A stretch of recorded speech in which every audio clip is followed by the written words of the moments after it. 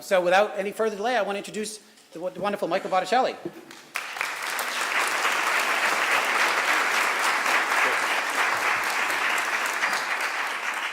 Good morning, everybody. It's really a pleasure to be here, and I want to thank David and the Mass Health Council.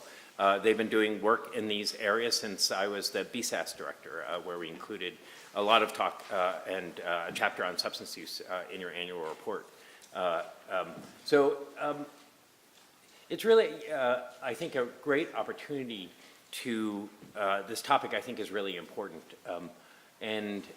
One of the issues that I have kind of felt for a long time, in a lot of attention around the opioid epidemic in terms of prescription pain medication, heroin, and now fentanyl, I think we forget around issues of prevention and early intervention and the early use of substances as they relate to more significant use. And so what I thought I'd do is talk a little bit about the opioid epidemic, talk about the role that and some data around kind of early use and misuse patterns among kids nationally and here in Massachusetts, and then just kind of wrap up with some thoughts around the opioid epidemic.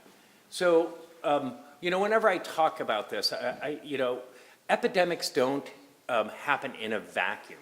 I'm not an epidemiologist, but any epidemic has conditions that make epidemics ripe, and I want to talk a little bit about those. Talk a little bit about the overprescribing and diversion of prescription pain medication, certainly pharmaceutical industry tactics that we've seen around those, untreated and undertreated issues of addiction. Clearly this epidemic has morphed from prescription pain medication to heroin, and now the emergence of illicit fentanyl. So whenever I talk about the historical context, I can't help but start with talking about the stigma that's still associated with substance use disorders. So stigma manifests itself at the individual level. We know it's one of the main reasons why people who even know that they have a problem don't seek care, fear of what their employer is going to think, what their family is going to think. But it's also reflected at the clinical level, where we have, I think, a cultural phenomena within clinical settings around people treated with less than dignified conditions on the part of clinical care, but also at the policy level, which I think is really important. And obviously a lot of the work that we did on the federal level was to reposition drug policy focused on a public health condition and not on a law enforcement and public safety condition. I will tell you that for those of you who don't know, my former office, I have to keep saying that, we were established by Congress in 1988 with really two main functions: that we set the administration's drug policy, but Congress actually gave us a really interesting authority, that we had budget authority over each of those various departments and agencies to make sure that the budget aligned with the strategy. So if you look at the history of funding across federal government as it relates to drug use and its consequences, the vast majority of funding was spent on supply reduction strategies, and supply reduction meaning, pulling coca in Colombia and eradicating poppy in Mexico, and our law enforcement responses to that. And I'm not saying that that's not important, but the vast majority of federal funding went to those supply reduction and criminal justice approaches to this, and relatively little focused on health approaches: prevention, intervention, treatment, recovery, support services.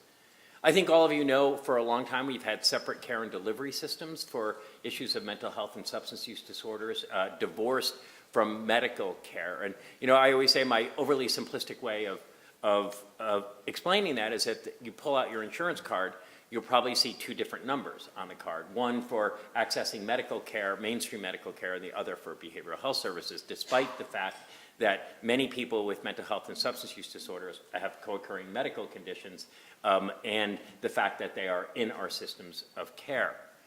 Clearly, little to no training on substance use in educational curricula around medical schools, dental schools, schools of social work, schools of public health, and a lot of our response to the opioid epidemic has been now to make sure that people who are in various educational training programs at least have some level of core competency on that. I highlighted this in red because I want to spend some time on this. Little focus and attention on prevention and early intervention. These addictions are a disease of early onset. but we often, I think, fail to either prevent it when we know it can be prevented, and clearly do a better job at early intervention at the first sign of symptoms. I think many of you know we have had a very long history of insurance discrimination, both on commercial plans and private plans.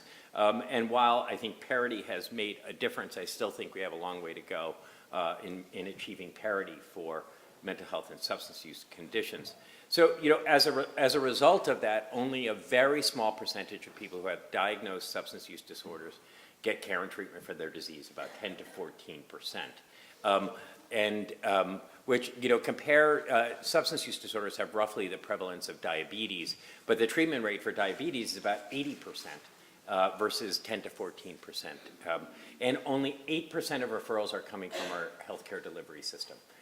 And, again, despite the fact that we know, and I will tell you, I work at an institution where our patients have high prevalence of substance use disorders, even though we know that they are in our settings. And for those who do get care, we know that intervention and treatment is usually at the most acute stage, right? Largely episodic and a very short duration. So we have a chronic disease of early onset that goes largely undetected, and we only decide to treat it when it's at its most acute stage.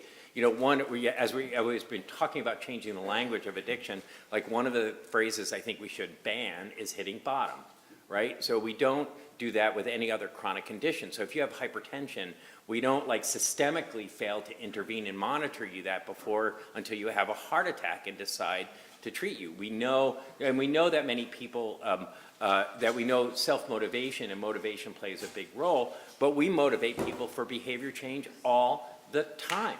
And we don't necessarily do that with substance use disorders. And still, I think, despite the fact that this is a chronic condition, that people are still getting a very short duration of treatment. So this kind of existed before the opioid epidemic even happened and before we saw this. So not really great, as I think you can see, conditions were really ripe for this epidemic to take hold.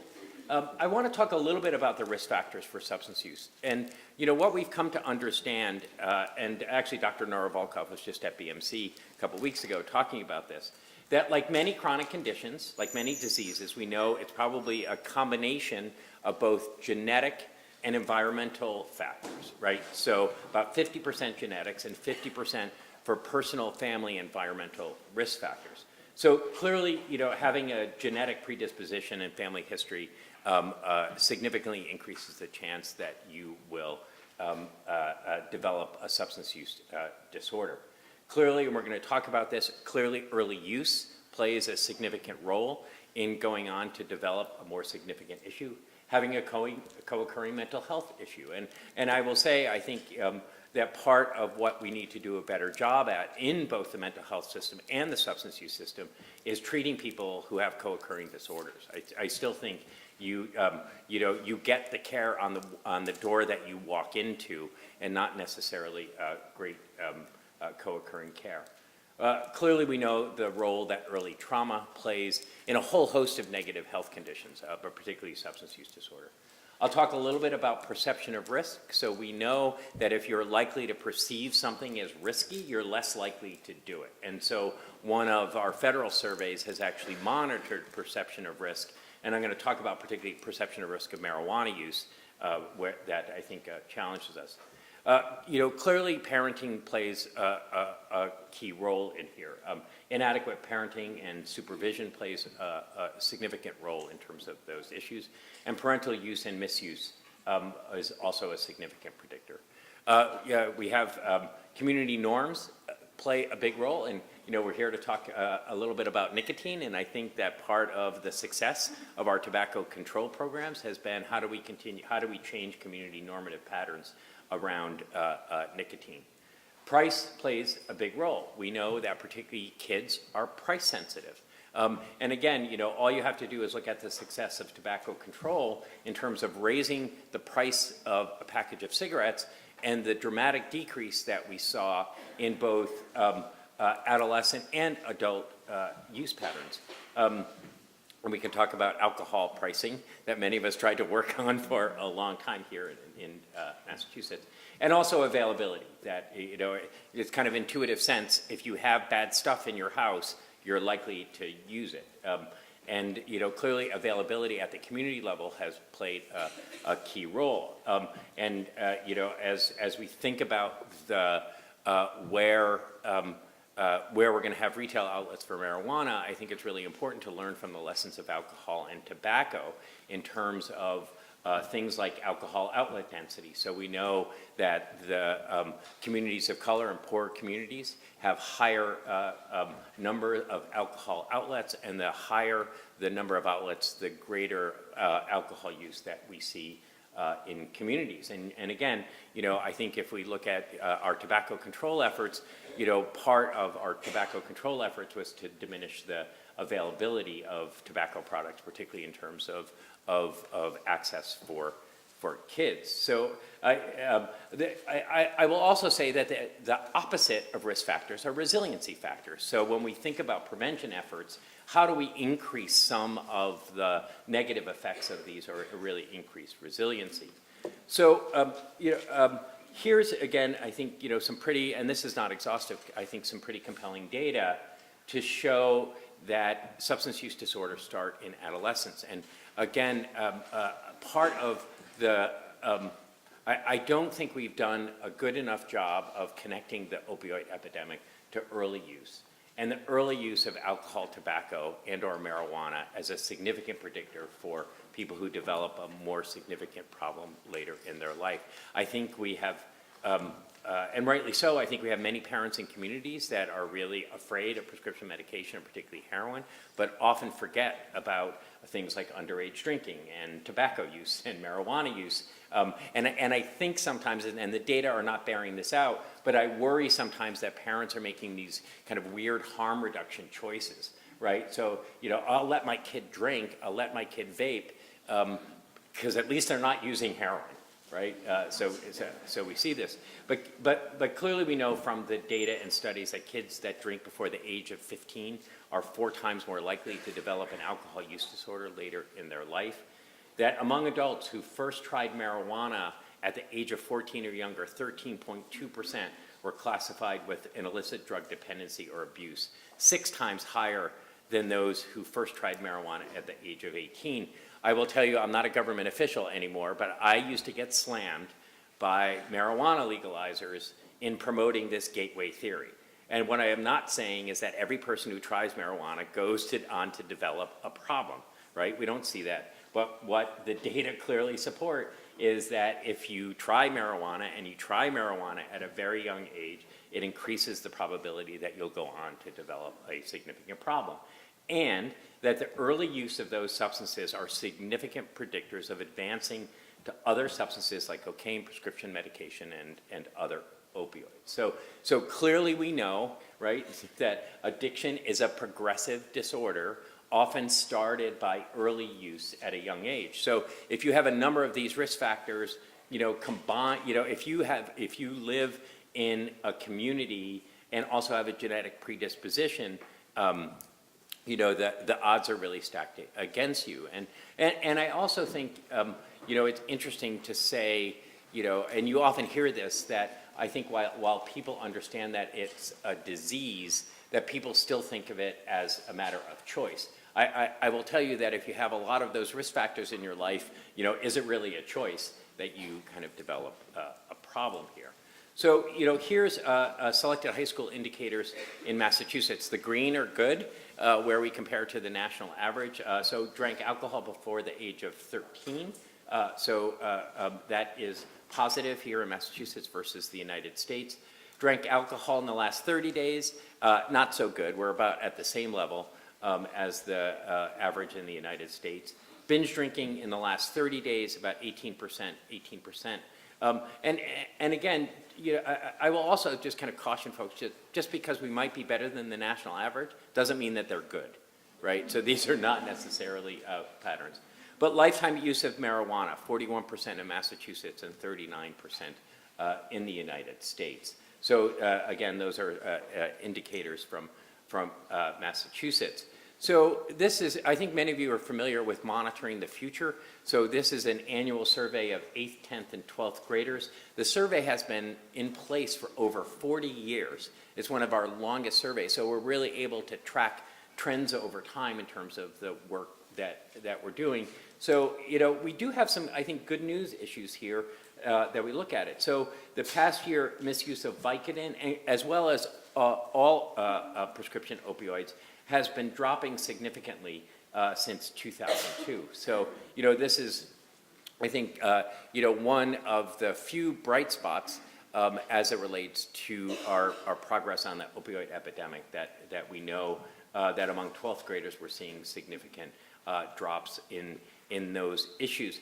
But, I will also caution, and we're not talking about it specifically today, but if you look at the misuse of other prescription drugs, you'll see Adderall at the top of that list. And I think probably all of you who work with young folks, both high school and college population, will kind of understand the kind of rampant misuse of Adderall in those populations as a supposed kind of study enhancer that we have here. So these are the lowest rates since the start of the survey for heroin, methamphetamine, cigarettes, synthetic cannabinoids are at their lowest level by many measures. So, bless you. So I think we are seeing some really positive movement in terms of some of our historic prevention measures. And I will also say that despite, and I want to thank David for using the term legal marijuana as opposed to recreational marijuana, which just drives me crazy, while we have not seen significant increases in marijuana use, I will tell you that marijuana use rates are very high. So this is daily marijuana use rates. And if you look at 12th graders, that's 6%. 6% of our 12th graders are using marijuana on a daily basis. And this is where perception of risk, I think, becomes important. So if you look at the history of Monitoring the Future, when you look at perception of risk around marijuana use, it looks like this perfect DNA strand, right? So as perception of risk goes up, marijuana use rates go down. And as perception of risk goes down, marijuana use rates goes up. This is the first time in the history of the survey where we're not seeing this, right? So, and again, I don't know why that is. Here's my speculation, totally anecdotal. I have no reason to back this up. That in all of the discussion and dialogue and publicity around legal marijuana, perhaps parents are doing what we've always wanted them to do, right? And that's have conversations with their kids around their expectations around marijuana use. So the perception of risk of regular marijuana use, it's at its all-time lowest levels, right? So 71% of high school seniors do not view regular marijuana smoking as very harmful. It's kind of alarming, I think, in terms of what those issues are. But here's the flip side of that, close to 65% say they disapprove of regular marijuana smoking. So that's good, right? But again, I think the issues around high school students seeing regular marijuana use as not very harmful is problematic for us from a public health perspective, because there clearly are significant health risks associated with marijuana use. And I will tell you, having talked to many young folk, I think a lot of the publicity and inaccurate information from the marijuana industry around that marijuana is not addictive, marijuana is not health problems, it's better to use marijuana than it is opioids, I think give us concern in terms of what the messages our kids are getting around marijuana use.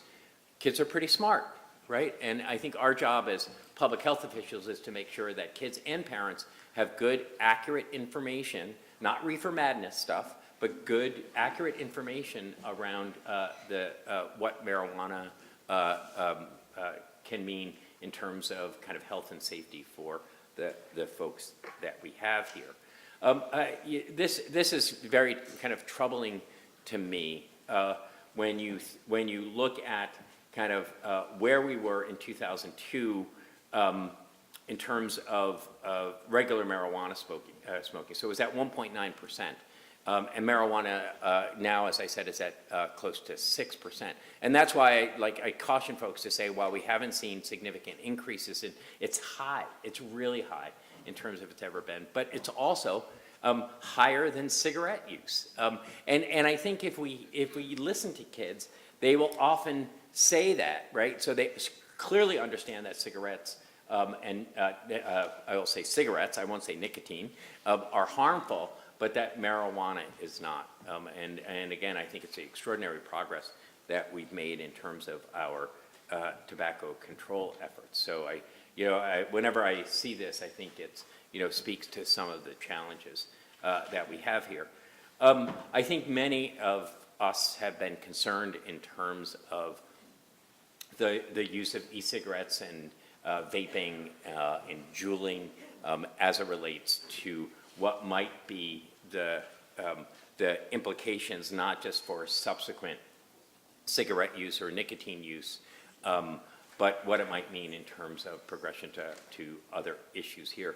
So nearly 1 in 3 students in 12th grade report past year use of e-vaporizers, raising concerns about the impact on long-term health. If you haven't seen it, the project here, folks, have a Juul up there if you want to kind of take a look at it. It's a very slick device. The cartridges come in nice flavor like mango and mint, a whole host of others.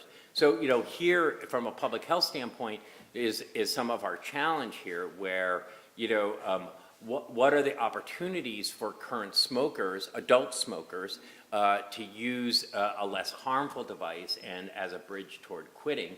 That's really good, but simultaneously diminish the impact on youth. David and I were actually talking, if you didn't see it, the New Yorker 2 weeks ago had a really interesting article around juuling, and particularly kind of youth attitudes around it. So this is where it's like social media really takes over. This is kind of an Instagram phenomenon. But I also think it's really interesting kind of and again, this was some of the anecdotal stuff that came out, that kids feel like if you're using this socially, that's okay. But if you're going behind the school because you become addicted, that's not cool, right? As if there's not a correlation between both of them. So how we continue to have good public health messaging around this, but kind of plumb youth attitudes around it, I think become really important. In Massachusetts, almost half, it's probably underreported. I know many of you work in school systems, probably this is low to you, of 45% of high school students reported ever using an electronic vapor product. So I think it's become challenging for us in terms of looking at that. So what do we do about this?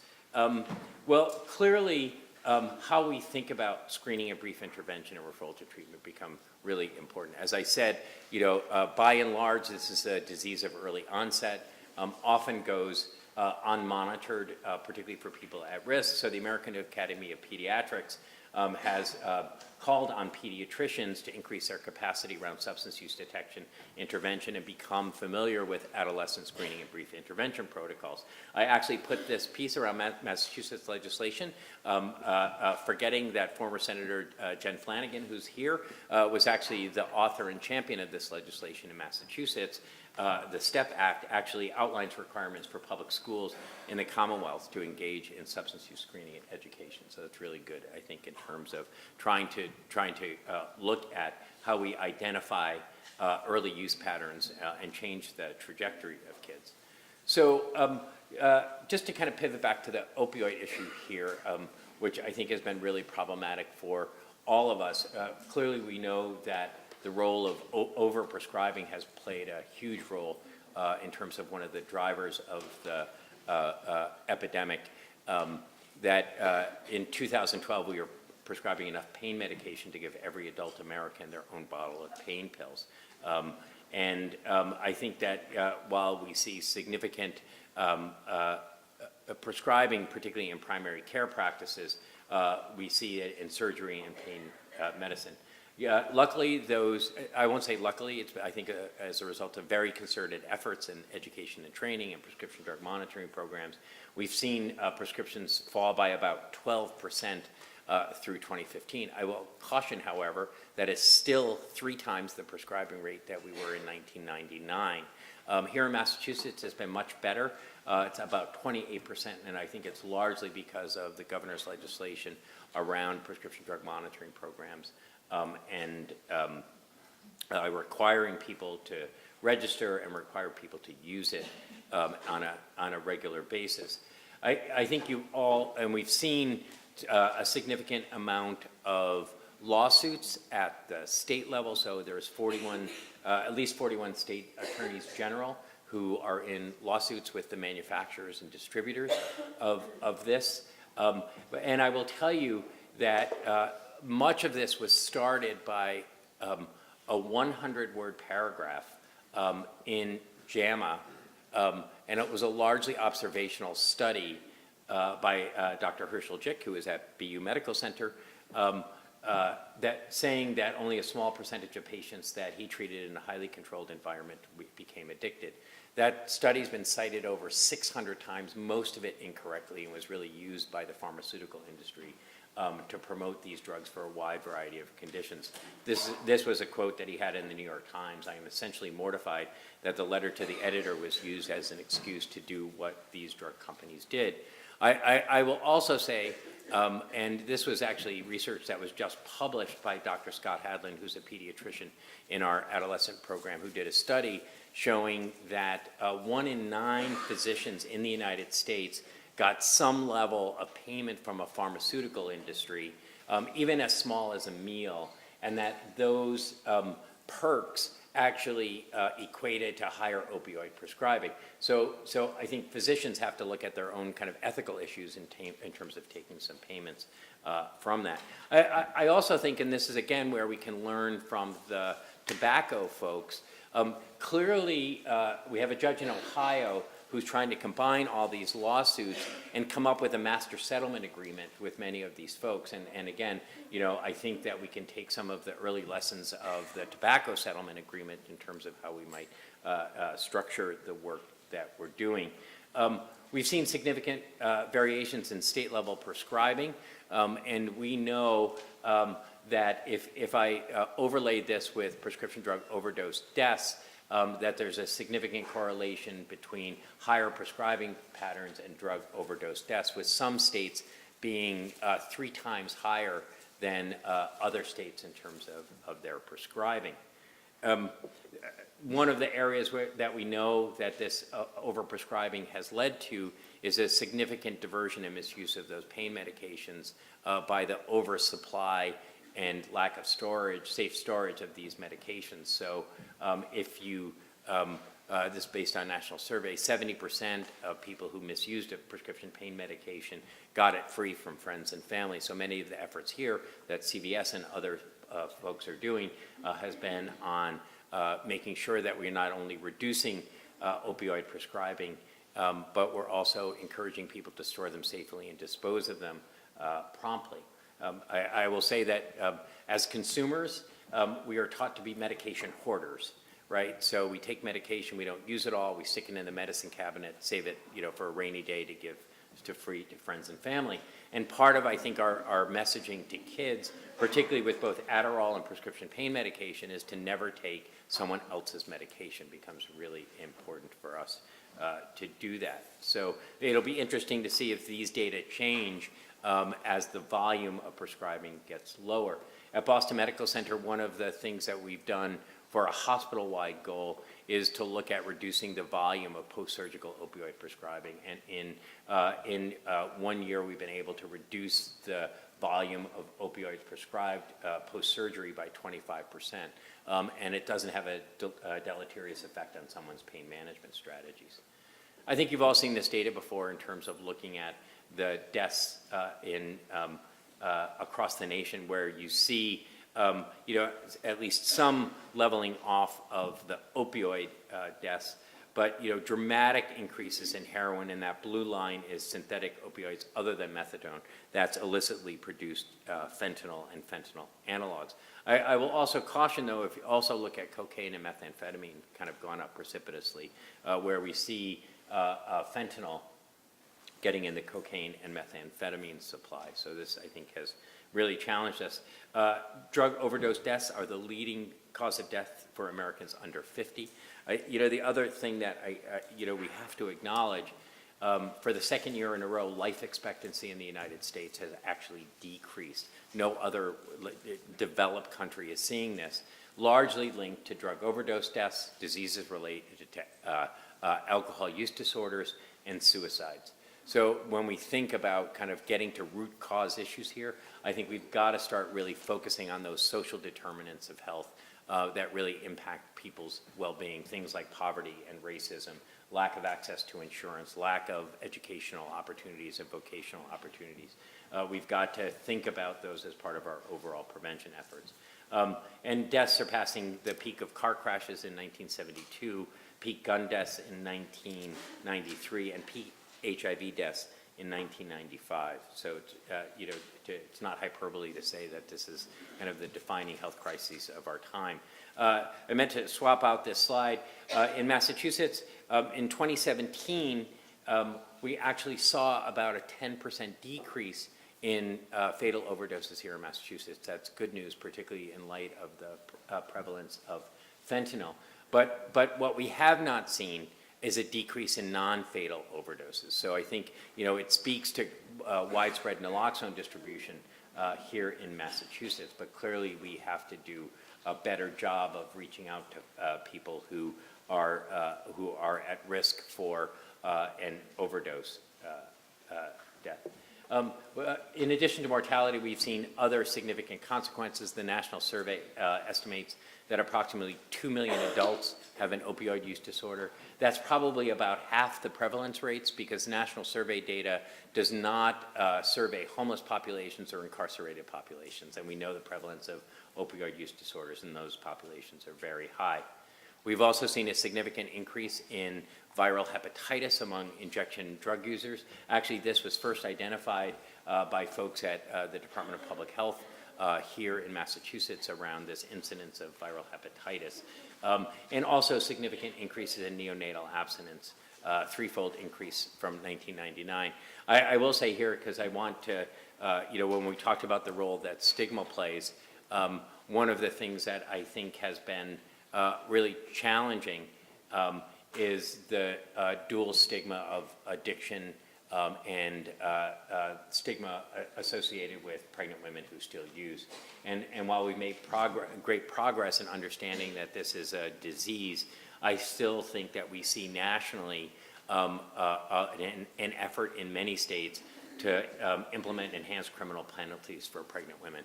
And I think it really speaks to the kind of dual stigma of pregnancy and addiction. As I talked about, this has been an evolving epidemic. So one of the things that we've seen here is in states where we have significant fentanyl distribution, we have very, very high rates of fentanyl overdoses, as illustrated here. Many of those deaths in Massachusetts, about 80% of our deaths now have some level of either fentanyl only or fentanyl in the heroin supply. And so I think this is where opportunities from both the public health and public safety come into play. So what is our response? And I will tell you, from someone who is here in the state in the early days of the epidemic, often what happens is you do this scattershot approach, right? You throw everything at it based on what you know to be the cause, and you hope that things work. But I think now, we're having evidence of what's effective. Clearly, prevention and early intervention efforts become really important to us. We have folks from Project HERE who are here today, who largely through the support of the Attorney General's office have been offering curricular and technical assistance to implement evidence-based prevention programs in our middle schools. If you haven't taken advantage of it, it's a great opportunity. I would encourage you to see it. Clearly focusing on safer opioid prescribing, CDC guidelines, our prescription drug monitoring programs, making sure that We are diminishing doctor shopping and problematic prescribing patterns. Safer storage and medication disposal really become important, and that's why I think our partnerships with places like CVS become really important. Better diagnosis and linkage to care. As I said, we know that this epidemic has created dramatic increases in people in our emergency departments and in our hospital beds, and we need to do a better job of identifying folks and intervening and actually doing treatment initiation with our emergency departments. We need, this is, I find particularly heartbreaking, that we have 3 highly effective medications for the treatment of opioid use disorders. All the data and studies show it is far superior than treatment without these medications, yet they are tremendously underutilized in our criminal justice system and in our, and even still in our treatment system, and particularly in our primary care settings. I will tell you that Chapter 55 data here in Massachusetts show that we can reduce the risk of death for someone who's experienced a non-fatal overdose by 50%, yet only 5% of people who've experienced a non-fatal overdose get on a medication. And I think that's really deplorable. I think folks know that those who are coming out of our criminal justice system are overdosing and dying at 120 times the rate of the general public. And I think it's incumbent on our jails and prisons to implement all 3 FDA-approved medications as part of the treatment. Building our capacity in primary care settings. This is, how do we continue to make sure that we are routinizing the treatment and using those medications in primary care settings. I also want to give out a shout out to folks at CVS. They're supporting BMC's efforts to actually implement the programs we've implemented in other parts of the country. Many of you are familiar with Project ECHO. I will also say, too, that we have a Catalyst as our treatment program for adolescents and young adults. And again, adolescents, despite the fact that it's a standard of care to get adolescents and young adults on a prescribed medication, very few adolescents, even less than adults, are getting on medications. And that seems particularly acute with kids of color. So part of this is I think we need to do a better job of educating parents on the value of medication-assisted treatment. Clearly, we have too few medical professionals who've been waived to prescribe these medications. It becomes really important for us to do. We wanted to, we've increased, at federal level, we increased the cap in terms of the number of patients that prescribers can treat. We also worked with Senator Markey's office to increase the professionals, now includes nurse practitioners and physician's assistants. But we also, even here in Massachusetts, we need to make sure that we are filling treatment deserts that we have. We know many of our communities don't have access to a bricks and mortar treatment program or a physician who's able to prescribe. Continue to focus on enforcement of federal parity laws become really important. I think particularly with fentanyl, we need to make sure that we are expanding our naloxone availability efforts to make sure that we're doing that. Given the significant increases in viral hepatitis, and I think of outbreaks of HIV that we just saw one in Lowell and Lawrence, and we've seen in other parts of the country, we need to continue to expand syringe service programs. After working with the health department for many years, I think for 20 years, we had 4 needle exchange programs, and it was really heartening to see communities like Springfield and Worcester finally supporting syringe service programs in high prevalence areas.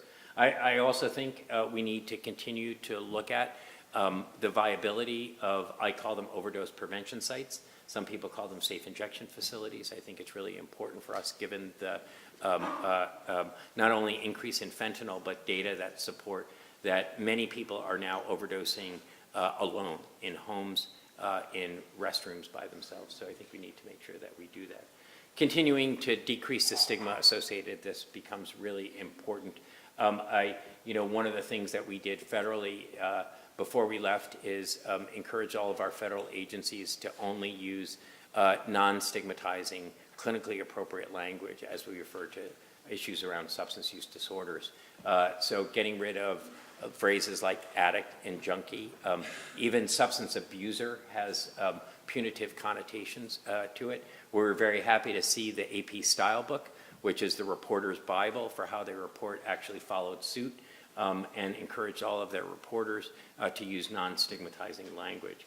And I will tell you, some of you might have seen the Boston Globe a couple weeks ago during Nursing Week. Many of the nurses who are doing our office-based addiction treatment program were featured, but the headline said, "These nurses help addicts get people clean," right? And, you know, again, like clean is another word that we don't ascribe, because obviously the opposite of that is dirty, and that's not what people are. But I think we've also seen incredible partnerships between public health and public safety here in the city, in Boston and throughout the country. We've had many opportunities, I think, to work hand in hand with law enforcement. And those of us who've been doing public health work for a long time, I think have really been heartened by the role that law enforcement has played, not only in naloxone distribution, but actually helping shepherd people into treatment and through treatment. It gives us an opportunity, so I think we have to look at them as a valued partner in terms of the work that we do. So that was a little kind of rapid fire. I think I'm kind of ending pretty close to time here, but I want to thank everybody for the work that you do. I will tell you this, of having some level of kind of federal kind of viewpoint on this, and it's one of the reasons why I was glad to come back to Massachusetts, that there are probably few other states that I think has done as much on not only this issue, but issues of substance use, tobacco control, as opposed to any other state here. And clearly other people pay attention to what happens here in Massachusetts. So, I think it's really important for us to continue to make progress on all issues around substance use. If there has been any sort of, and I hesitate to say it this way, any sort of bright spot around the opioid epidemic, it's finally gotten a lot of people to pay attention to issues of substance use, where we have those of us who've been doing this work for a long time, have been telling people, pay attention to this, has huge ramifications. So thank you, everybody.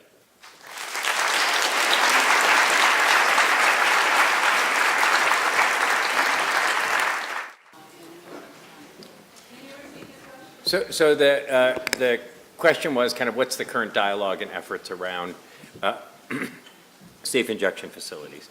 So let me just say a couple things, and I call them overdose prevention sites on purpose.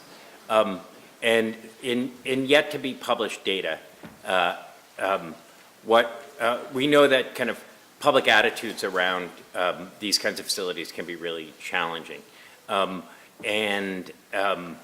That some surveys showed that if you call them overdose prevention sites instead of safe injection facilities, that public support goes up pretty dramatically in terms of what we're doing.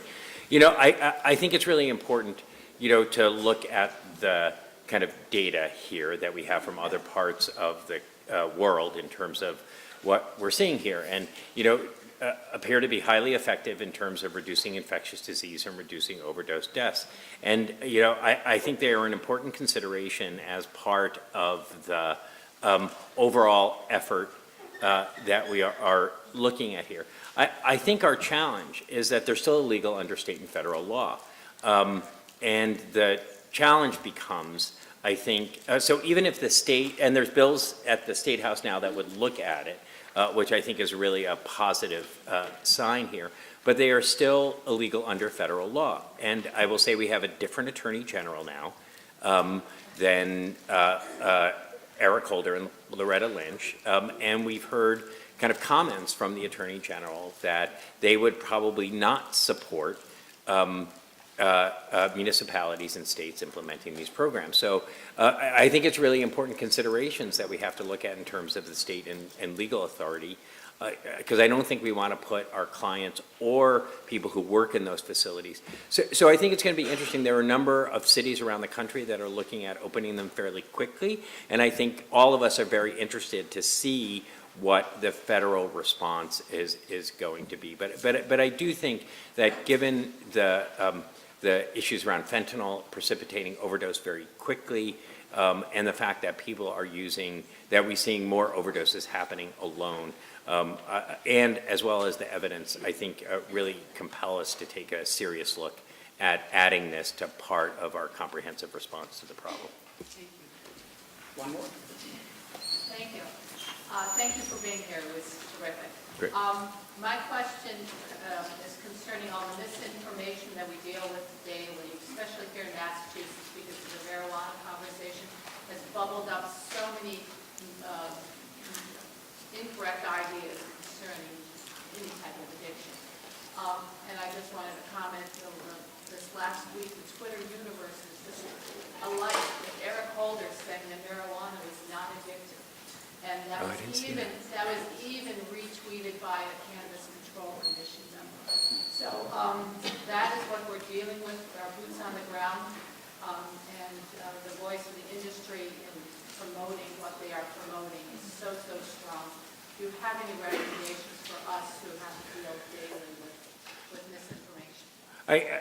I think it's a real challenge because, and not just, and I didn't actually hear that Twitter comment. I think I might have sent an email, folks reminding of this, but it becomes a challenge for us, and not just around marijuana. I think vaping, we see the role that social media plays around this, but I think our challenge is, and I'm glad Jen Flanagan is on the Cannabis Control Commission because, I think that it's a highly financed,